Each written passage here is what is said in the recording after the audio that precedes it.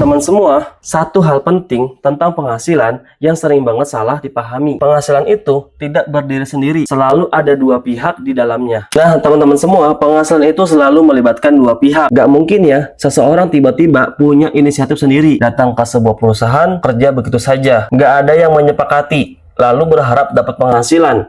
Itu nggak mungkin terjadi karena harus ada pihak yang memberi penghasilan. Dalam konsep perpajakan selalu ada payer, yaitu pihak pemberi penghasilan, dan payee, pihak penerima penghasilan. Tanpa payer tidak ada penghasilan. Mau pekerjaan apapun bentuknya, bahkan kalau misalnya kita bersih-bersih di jalan, tetap harus ada orang yang memberi uang. Kalaupun ada kejadian uang nemu di jalan, itu pun artinya ada orang lain yang kehilangan uang tersebut. Tetap ada dua pihak yang bersangkutan.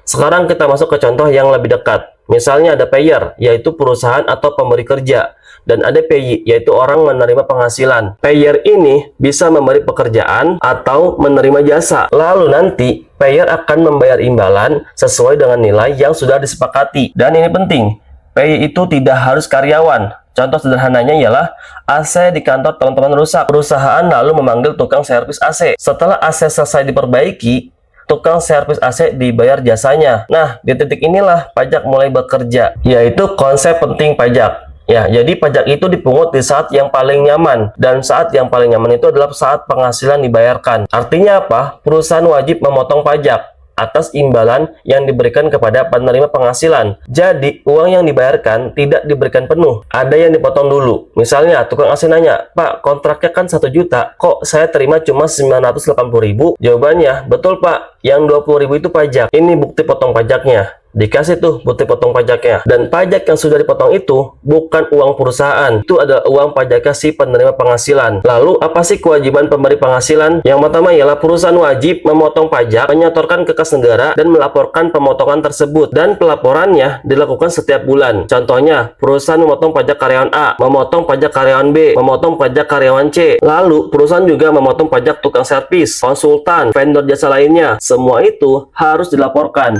Nama laporannya adalah SPT Masa atau Surat Pemberitahuan Masa. Setiap bulan, perusahaan melaporkan siapa saja yang dipotong, berapa pajaknya, kapan disetorkan. Nah, itulah kewajiban pemberi penghasilan. Lalu ada kewajiban penerima penghasilan, yaitu kewajiban kita sebagai karyawan. Misal sebagai penerima penghasilan, teman-teman semua, kita semua juga wajib lapor pajak. Namanya apa? SPT tahunan.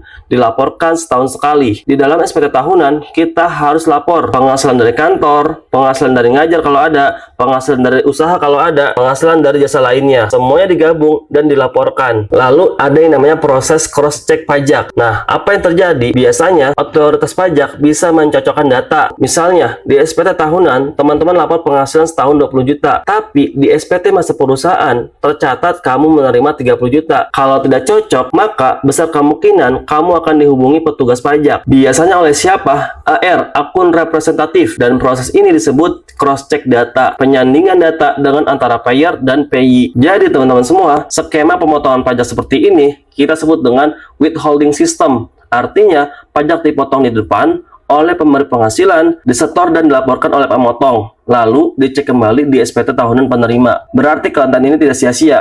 Follow dan share biar nggak salah paham soal pajak. Karena kesalahan pajak itu biasanya bukan niat, tapi karena nggak paham.